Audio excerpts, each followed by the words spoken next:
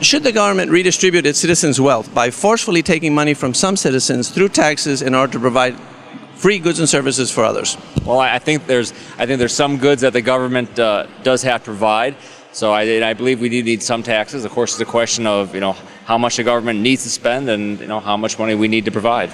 Should the government protect all peaceful citizens against people that want to use force to take their money? I believe the government does. One of those goods is national defense. So the government should protect all peaceful citizens against people that want to use force to take their money? I believe security and protecting the United States against both domestic order as well as from attack from the outside is a proper function of government. Okay. Is the government protecting all these peaceful citizens when it forces them to give their money to other people?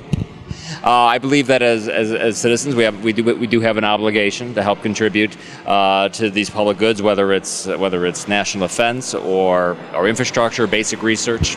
I'm talking about redistributing wealth, where you forcefully take money from some citizens through taxes in order to provide free goods and services for others. Again, I believe it's a matter of degree. I think it's okay to have taxes. I think it's okay to have income taxes. Again, it's at what level does that become confiscatory?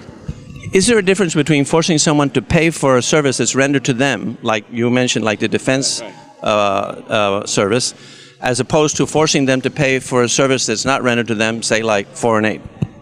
What was that question? Is there a fundamental difference between forcing someone to pay for a service that's rendered to them personally on the one hand, and forcing them to pay for a service that's rendered to someone else on another?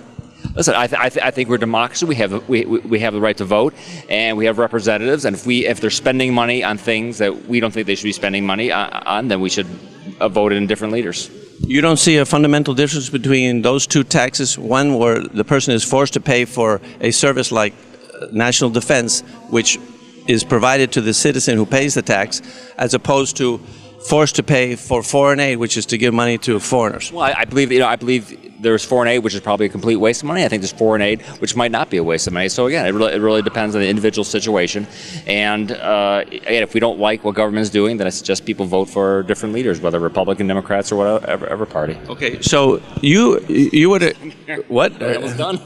We're done soon. Let me ask you one more question. I'm walking. Well, okay. Yeah. Oh dear. Yeah, one more. Okay. Okay. Is it morally wrong to initiate physical force against people that haven't violated anybody's rights? Well, the way I look at it is like this: if you know there's a murderer in your neighborhood, and you're in your garden and you're gardening, and you hear across the fence somebody screaming, you know what? You might want to pop your head out and take a look what's going on in the house next to you. I agree, but what does that have to do with initiating force against someone who hasn't violated anybody's rights? That's sort of my answer.